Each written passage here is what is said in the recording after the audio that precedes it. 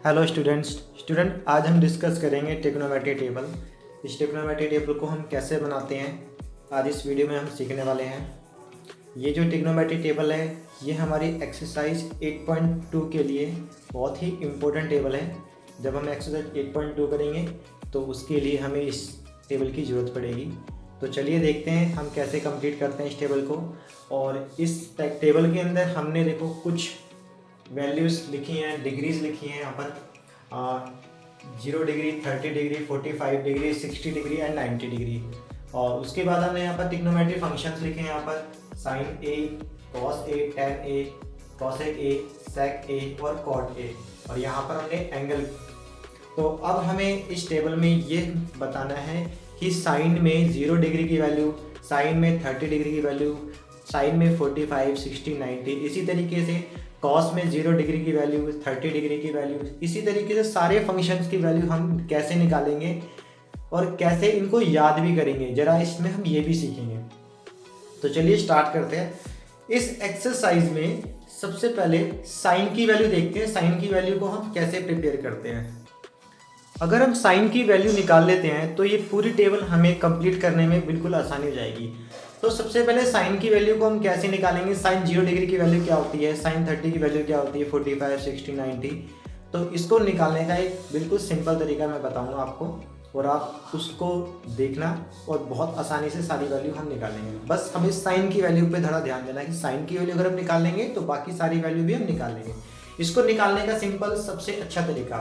तो सबसे पहले हम क्या करेंगे, यहाँ पर कुछ काउंटिंग लिखेंगे और काउंटिंग भी कहाँ तक लिखेंगे, देखो 0, 1, 2, 3 एंड 4। इस तरीके से हम यहाँ पर काउंटिंग डाल रहे हैं। तो काउंटिंग हमने कहाँ तक लिखे, 0, 1, 2, 3 एंड 4। अब सभी काउंटिंग के नीचे हम क्या करेंगे, डिवाइड बाय 4 कर देंगे। सबके नीचे 4 लगा देंगे। और उसके बाद देखो मैंने क्या किया, पहले 0, 1, 2, 3, 4 और उसके बाद मैंने सभी के नीचे क्या किया, 4, 4, 4 से सभी को डिवाइड कर दिया। अब सभी का अंडर रूट निकालो, स्क्वायर रूट निकाल लेते हैं। इनको सभी को रूट में डाल दो। अब इसकी वैल्यू बताएंगे जरा सभी। ये तो सभी को पता है आपको स्क्वायर रूट कैसे निकालते हैं। देखो सबसे अच्छा तरीका, 0 को अगर आप 4 से डिवाइड करते हैं, 0 को अगर आप 4 से डिवाइड करते हैं तो रूट में क्या बचेगा, 0। और 0 का अगर हम आंसर निकालेंगे तो क्या आएगा, 0 ही आएगा। तो इसका मतलब पहली वैल्यू हमारी क्या आ जाएगी यहाँ पर, 0। तो फर्स्ट वैल्यू हम यहाँ पर क्या लिख देंगे, 0। ये वाली पहली वैल्यू हमारी कंप्लीट हो गई है। अब आते हैं हम सेकंड वैल्यू पे। 1 4 से डिवाइड अभी हम कर नहीं सकते, तो 1 का अगर हम स्क्वायर रूट निकालते हैं तो 1 का स्क्वायर रूट 1 होता है। और इसके नीचे 4 का स्क्वायर रूट निकालते हैं तो 4 का स्क्वायर रूट हमने निकालना पहले ही सीख रखा है। 4 का स्क्वायर रूट होता है 2। तो इसका मतलब 1 का तो 1 आ गया और 4 का आ जाएगा 2। तो इसका मतलब सेकंड वैल्यू आ जाएगी 1/2। इस तरीके से हमने सेकंड वैल्यू निकाल लिया। अब आते हैं हम अपनी थर्ड वैल्यू पे, 2/4। तो पहले 2/4 को तो हम डिवाइड कर सकते हैं।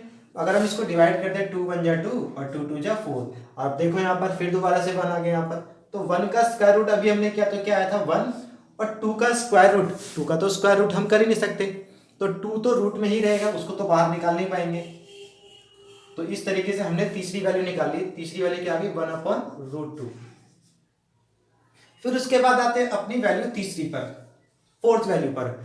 तो 3/4 डिवाइड हो नहीं सकता वो, तो 3 का स्क्वायर रूट निकालो। 3 का स्क्वायर रूट हो ही नहीं सकता, वो तो रूट में ही रहेगा।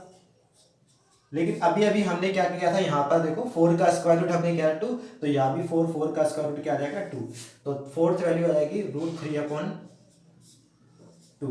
लास्ट में हमारे आती है 90। 90 में देखो यहाँ पे निकालेंगे, 4 1 जा 4, 1 आ गया। तो रूट के अंदर क्या वैल्यू आ गई, 1। तो रूट में जब वैल्यू 1 आ जाती है, 1 का क्या होता है आंसर 1। तो यहाँ पे वैल्यू आ जाएगी 1। तो इस तरीके से पहले हम साइन की पूरी वैल्यू निकाल लेंगे और साइन की पूरी वैल्यू निकालने के बाद हमारी कोस की वैल्यू इसी साइन की वैल्यू से ही निकल जाएगी। तो सबसे पहले हमें साइन की वैल्यू निकालना है। साइन 0 डिग्री की वैल्यू हमने क्या निकाल ली है, 0। साइन 30 डिग्री की वैल्यू 1/2। साइन 45 की वैल्यू 1/√2। साइन 60 की वैल्यू √3/2। साइन 90 की वैल्यू 1। तो जब हम साइन की वैल्यू निकाल लेंगे तो कोस की वैल्यू निकालना भी बिल्कुल इजी जाएगा। अब देखिए कोस की वैल्यू देखो किस तरीके से निकालेंगे। साइन की वैल्यू को देखो हमने इस तरीके से लिखा है, जीरो, है ना, और लास्ट में जाके क्या है 1। अब हम cos की वैल्यू जब निकालेंगे तो लास्ट वाली वैल्यू को पहले लिखते रहेंगे, मतलब ये वाली वैल्यू आ जाएगी यहाँ पर। इसका मतलब cos 0 की वैल्यू क्या हो गई 1। मतलब इसको लास्ट से रिवर्स पीछे से लिखना इसको स्टार्ट कर देंगे। पहले क्या आएगा 1, उसके बाद कौन है √3/2, उसके बाद क्या आएगी 1/√2, नेक्स्ट में क्या आएगा 1/2, उसके बाद क्या होगा 0। मतलब रिवर्स वैल्यू लिख देंगे। साइन की रिवर्स वैल्यू जो होती है वो कोस की वैल्यू बन जाती है। ध्यान रखिए, साइन की रिवर्स वैल्यू क्या बन जाती है, कोस की वैल्यू। तो साइन और कोस की वैल्यू हमने निकाल ली, बहुत आसानी से निकाला। सबसे पहले साइन निकालने का तरीका मैंने आपको बताया। तो पहले आप साइन को ऐसे निकाल लेंगे, उसके बाद साइन की रिवर्स वैल्यू जब कर देंगे तो किसकी वैल्यू आ जाएगी, कोस की वैल्यू आ जाएगी।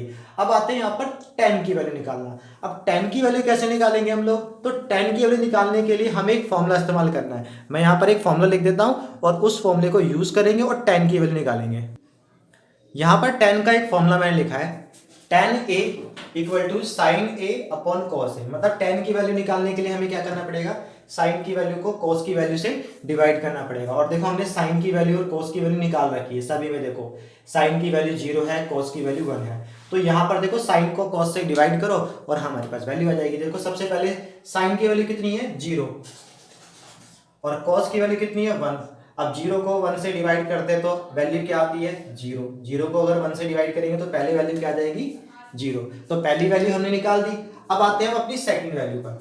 यहां पर देखेंगे साइन में 30 डिग्री पर क्या रहा 1/2। अब अपॉन में कॉस में 30 डिग्री पे क्या रहा √3/2। तो फ्रैक्शन के नीचे एक फ्रैक्शन और आ गया, तो हम क्या करते हैं इसको रिवर्स कर देते हैं। पता होगा ये भी, 1/2 मल्टीप्लाई करके 2/√3। मतलब ये वाली वैल्यू ऊपर आया थी और 2 से 2 यहाँ कैंसिल, तो हमारे पास वैल्यू 1/√3। तो इस तरीके से मेरे पास सेकंड वैल्यू 1/√3। तो सेकंड वैल्यू में निकाल दी हमने 10 की। 10 के बाद हमारी वैल्यू आ जाएगी इसकी 45 डिग्री की वैल्यू निकालनी। अब देखो यहाँ पर साइन में 45, साइन की जब वैल्यू 45 देखते हैं 1/√2, कोस में देखते हैं तो 1/√2। तो 1/√2 फिर इसके नीचे 1/√2, तो ये तो पूरा कैंसिल हो गया 1/√2। तो वैल्यू क्या आ गया 1 आ गया। आंसर हमारी वैल्यू कितनी आ जाएगी 1 आ जाएगी। तो tan 45 की वैल्यू क्या आ जाएगी 1 आ जाएगी। इसी तरीके से नेक्स्ट वैल्यू आएगी tan 60 की वैल्यू। तो tan 60 की वैल्यू भी हम ऐसे निकालेंगे। फॉर्मूला क्या है साइन अपॉन कॉस। तो साइन में वैल्यू कितनी है √3/2, फिर फ्रैक्शन में 1/√2। सॉल्व करेंगे इसको, तो सॉल्व करेंगे तो क्या होगा √3/2 मल्टीप्लाई 2/1 कैंसिल हो गया, तो हमारे पास वैल्यू क्या बन गई √3। बिल्कुल इसी तरीके से हम यहाँ पर नेक्स्ट वैल्यू भी निकालेंगे और हमारी लास्ट वैल्यू tan 90 की वैल्यू बचेगी। साइन अपॉन कॉस मतलब 1/0 और 1/0 का मतलब क्या होता है नॉट डिफाइंड। मतलब ये 0 से हम किसी को डिवाइड नहीं कर सकते, इसलिए किसी के अपॉन फ्रैक्शन में डिनोमिनेटर की वैल्यू अगर 0 हो जाती है, जैसे कि मैंने लिखा 1/0, तो 1/0 0 से डिवाइड, तो हम इसको लिखते हैं नॉट डिफाइंड। ठीक है, तो इस तरीके से हमने साइन की वैल्यू, कॉस की वैल्यू और tan की वैल्यू निकाली। बस ये वैल्यू अगर जिसने निकाल ली, बाकी कॉसेक, सेक और tan की वैल्यू बड़े आराम से निकाल ले। अब देखो कॉसेक, सेक और कॉट कितने बिल्कुल आसानी से निकलेगी। देखो यहाँ पर साइन है, साइन को हम कॉसेक से निकालेंगे देखो, और कॉसेक को हम साइन से निकालेंगे। मतलब अब देखो आपने पढ़ा होगा रेसिप्रोकल। तो रेसिप्रोकल में क्या होता है, नंबर को डिनोमिनेटर की वैल्यू को न्यूमरेटर में रख देते हैं और न्यूमरेटर की वैल्यू को डिनोमिनेटर के पास रख देते हैं। तो मतलब रेसिप्रोकल कर देते हैं। देख जैसे इस तरीके देखो, जैसे साइन 0 में कितनी वैल्यू है 0 है, तो साइन 0 में अगर 0 तो कोसेक में क्या आएगा, तो 0 का रिवर्स क्या होता है, जैसे 0 है 0 का रिवर्स क्या होता है नॉट डिफाइंड। ऐसे 1/2 का रिवर्स करेंगे तो 1/2 है, तो इसका रिवर्स करेंगे तो 2/1, तो मतलब हमारा आंसर क्या आ जाएगा 2। इसी तरीके से 1/√2 है, इसका रिवर्स करेंगे √2/1, तो मतलब √2 ही रहेगा। इसी तरीके से हम इसका रिवर्स करेंगे तो कितना आ जाएगा, और 1 का रिवर्स करेंगे तो 1। तो साइन से हम किसकी वैल्यू निकाल लेते हैं, कोसेक की वैल्यू निकाल लेते हैं। और इसी तरीके से साइन से कोसेक की वैल्यू निकाल लेते हैं, तो कॉस से सेक की वैल्यू को निकाल लेते हैं हम यहाँ पर।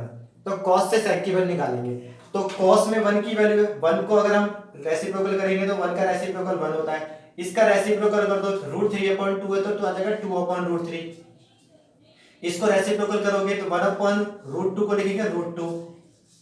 इसको रेसिप्रोकल करेंगे तो उसका 2 आएगा। और जीरो का रेसिप्रोकल मैंने भी बताया था क्या आता है, नॉट डिफाइंड। जीरो का रेसिप्रोकल नहीं कर सकते हम लोग, तो जीरो जीरो करेंगे तो नॉट डिफाइंड। अगला हमारे पास कौन सी वैल्यू बची, 10 की, तो 10 से हम किसको कर देंगे, कोट का। तो जैसे अभी देखो यहाँ पर जीरो का रेसिप्रोकल करेंगे तो क्या बनेगा, नॉट डिफाइंड। 1/√3 करेंगे तो क्या आ जाएगा, √3। मतलब ऊपर उसको और नीचे इसको हम ऐसे करें 1/√3 है, तो उसको करोगे तो √3/1 ही तो होगा, तो 1 तो नीचे लगाते नहीं, तो मतलब √3। तो इस तरीके से हम 10 की वैल्यू को रिवर्स कर देंगे, रेसिप्रोकल कर देंगे तो कोट क्यों ले जाएगी।